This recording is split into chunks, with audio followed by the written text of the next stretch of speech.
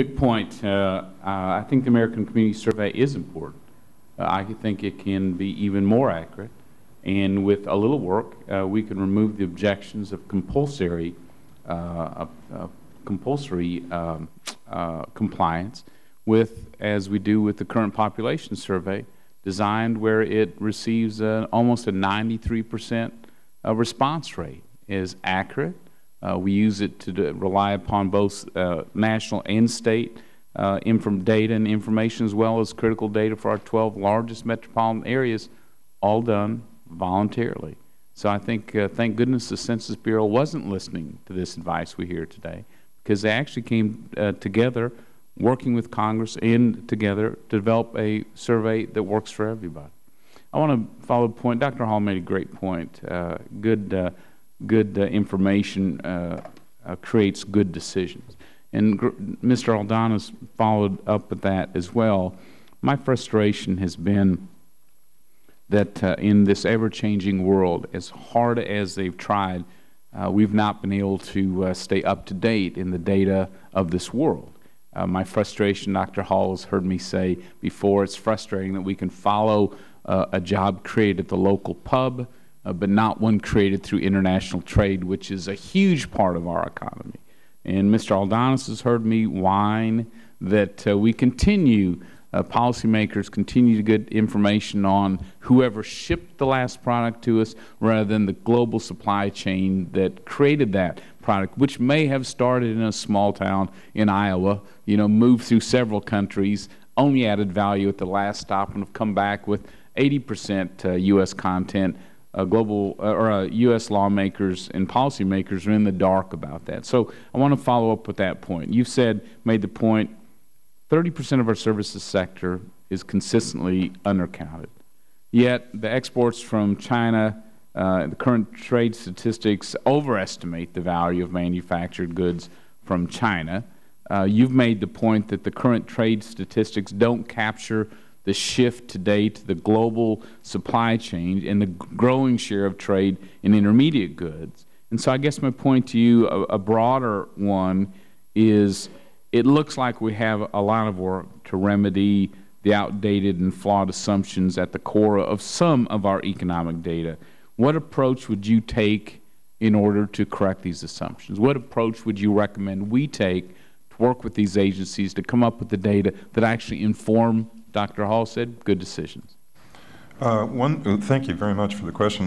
One thing I'd like to pick up from what Keith said is that there's a wealth of information that companies do provide to you. Tax returns, there's security filings, a variety of databases that can be used to develop some of that information. But the other thing is to actually look hard at how you measure transaction costs, which we don't do well.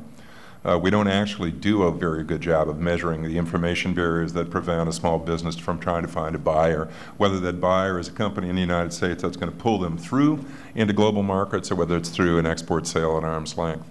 So trying to get a better grasp on what the real barriers are from the perspective of trade would be the most important thing to start out with. The second thing I point is to really, when you say, we've had a discussion today, and I'm sort of struck by the comments of some of the other folks, Vice Chairman Brady, about how businesses make decisions. And I have to say, honestly, I would prefer to see that there was more information available about the things that actually drive business decisions.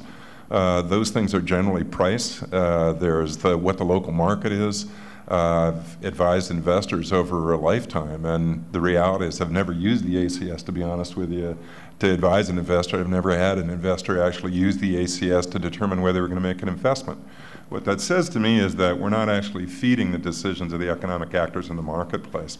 On the international side, if I said we needed to know more about a market, my interest would be to say, what are the points of access into that market? That means trying to find out from American companies what their approach is in terms of their sales. Is it a sale to at arm's length, or is it a sale through, as I had a great friend Jim Zawacki in Grand Rapids said he would never export to Japan, he exports to a country called Toyota Land.